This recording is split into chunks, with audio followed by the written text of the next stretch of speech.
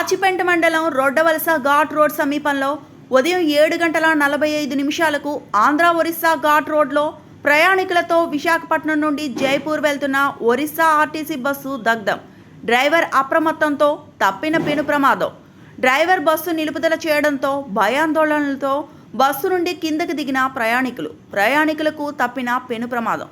సకాలంలో Saluru fire station సిబ్బంది మంటలను అదుపులోకి తీసుకోవడంతో ప్రమాదం తప్పింది.